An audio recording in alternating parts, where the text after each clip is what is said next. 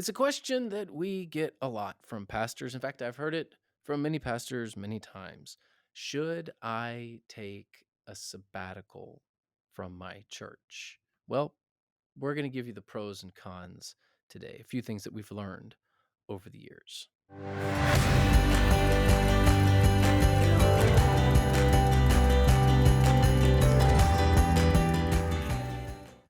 Should you take a sabbatical? Now, we're going to talk generally here, not specifically. Obviously, not every sabbatical is a bad idea. Sometimes you may need a sabbatical, but other times that sabbatical may not be as helpful as you think. So, Dad, you ever had a sabbatical? Did you take one when you were a pastor? No, I didn't take one when I was a professor, even when I was due one. I said, Oh, what am I going to do on a sabbatical? sit, Rest? enjoy, take a break. But, but you've known me for 42 years. Though that's why I'm saying those things, because you don't do those things. Um, so let's briefly mention what a sabbatical really is. It's time away to focus on a specific project. Is the way that sabbaticals originated, if I'm not mistaken, was take 6 months or whatever it is, and finish a book or go do some research or get try something new. I It think started now in people use them. it, it, it became popular in the academy, universities, seminaries, as an opportunity to go do something special, something big, and a book is a good example. And the whole idea while you're gone, you're really not supposed to just be at the beach. These were back in the days before virtual opportunities were available, but you were supposed to be writing. And when we let our professors do sabbaticals back in the day, they had to give a full accounting of what they did during the sabbatical. So it has a lot of the origin in the academy. So that's one pro for pastors. Is assuming your church allows for you to have a sabbatical, you could use that time. And I heard of one pastor doing this, and I thought that this was an excellent way to take a sabbatical. I believe it was 3 months or something like that, and he visited all of these churches that he thought was doing ministry really well, and got on site on Sundays and Wednesdays when they were holding services, and saw it firsthand. So that would be a very good research project for somebody to do while they are on sabbatical. Obviously, if you're doing that, you're also potentially taking a break as well. Um, but The, there's a the, big con here that yes. I think that we also need to point out. And I'll start with a personal issue, and then I'll move into a more corporate issue. The personal issue is that a sabbatical can be a sign of mismanaged vacation days. And I totally agree, Sam. Mismanaged, uh, allowing the church to take advantage of you during vacation time. There's a whole number of things that, but really, most of the time, if we're getting our allocated vacation, we get the rest we need. And being gone for weeks or months may not be the best route to go. Yeah, if you have enough vacation, if you're using a sabbatical because you're burnt out, well, I mean, maybe you need it, and maybe your church is gracious enough to give it to you, but that shouldn't happen again. I mean, that you should not be taking regular sabbaticals because you're burnt out.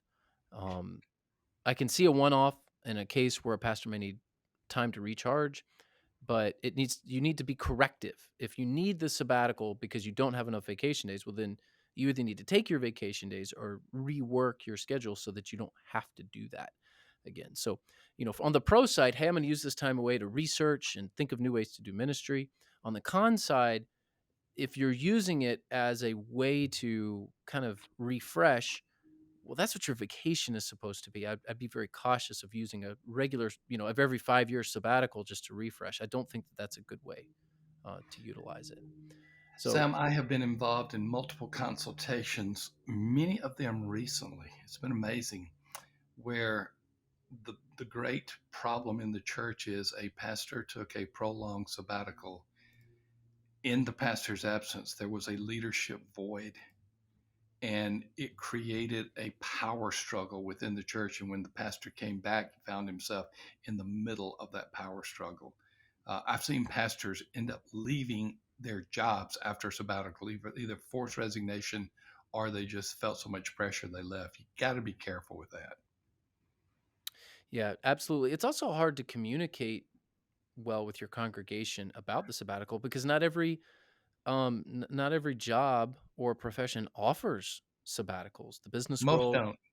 yeah, business world doesn't. So and a lot of your people are going to be in service sectors. I mean, good luck if you're like a nurse or somebody works in a restaurant. Getting a paid sabbatical is really not on the radar. So, you know, one thing if you do have sabbaticals that you take, you really need to consider the time frame of those sabbaticals. You get into the 6-month window and all of a sudden you really start creating a power vacuum, and it's very hard to communicate to your people why you would need that, even if you do. So I would just say be very careful with the time that you take away, and then how you communicate about that particular sabbatical to your people, because there's going to be plenty of people that go, I don't get why this is needed.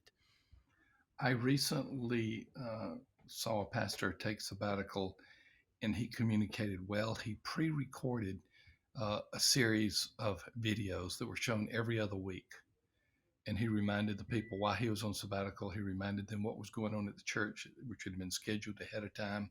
And he reminded them when he was going to come back. So, a pro on this is you can make it a communication positive event, which he did. Yeah, and if you're being proactive in your own life with something that you feel like needs to happen, well, that's also a good example for your people. Get ahead of something before something negative happens. So a reactive sabbatical is typically ill-advised, even if you end up needing it. It's something you want to prevent as best as possible. But if it's a proactive sabbatical, hey, um, they're getting away for the family is getting away for this reason. um, that sets the right example for your people.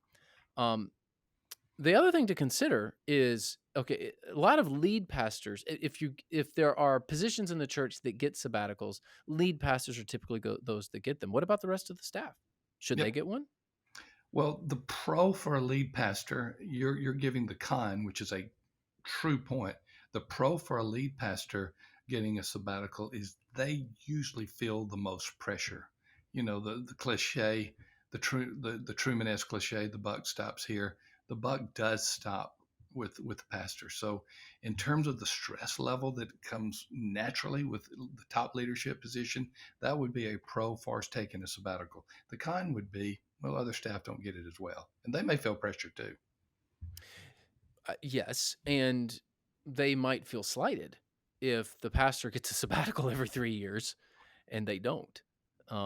So something to consider is, if your church offers them, then uh, then is it something for other staff, and if so, which staff positions in the church? I also think that the goal of sabbaticals can be accomplished in some of the goals of sabbaticals can be accomplished in better ways. So you may want to say, do I really need a sabbatical to accomplish, say, a spiritual recharge? It could be that a multiple day prayer retreat where you tell your church, I'm Jesus withdrew and pray. I'm going to do the same. I'm going to go on a 4-day prayer retreat someplace.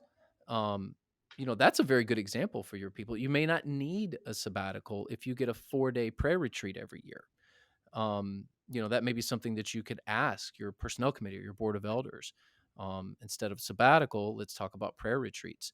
If it's time with family, it could be just an extra day or two of vacation is what you Mhm. need. It could be something that you ask for, instead of kind of building the stress and then needing a sabbatical every 3 or 4 years. Just say, hey, how about an extra a week of vacation? Some pastors may solve this problem of needing a sabbatical with just an extra week of vacation. And if True. you've got a project that you want to finish, well, ask for time for that project. You may not even need to call it a sabbatical. It could be the pastor's 80% done with his book. We're going to give him some time to finish it up. You may not even say that that is a sabbatical.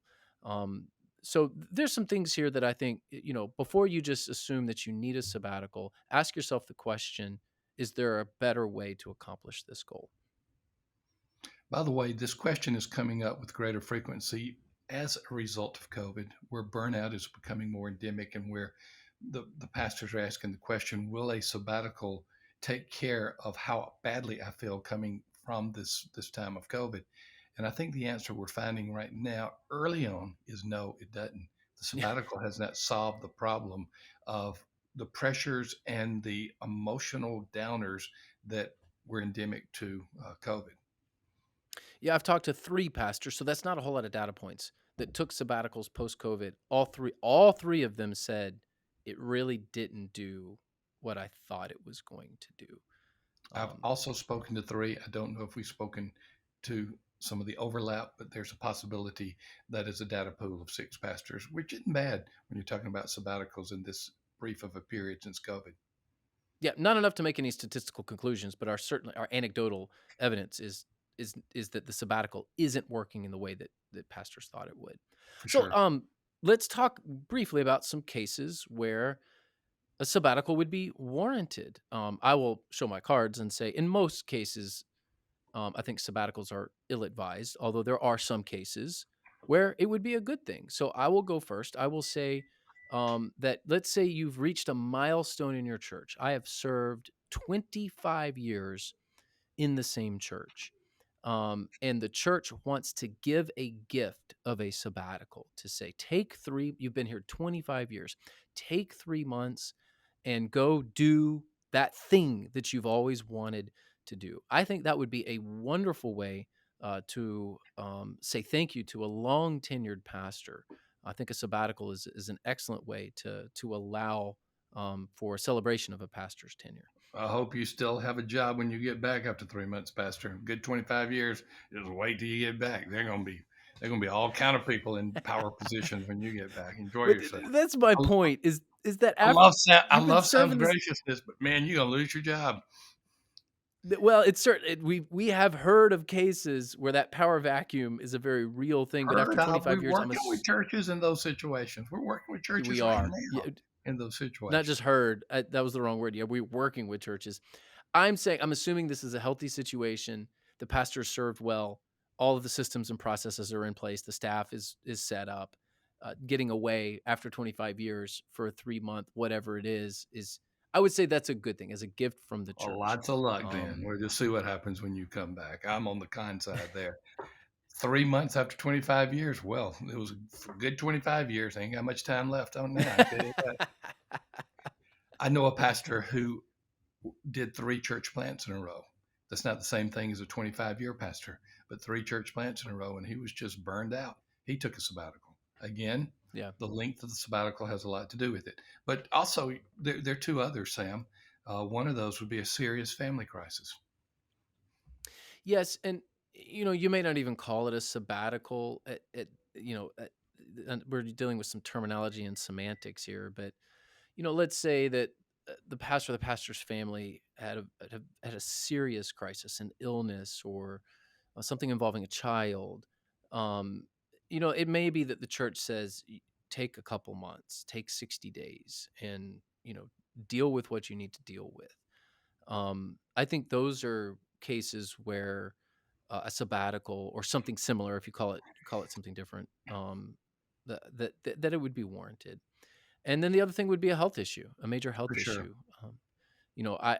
I was at a church. I won't give too much details because it involves a health issue, but I was a lead pastor for church that had a staff person who had a serious health issue, and we decided this was a very intentional thing, not to put somebody on disability or anything like that, and just say take 60 days and heal.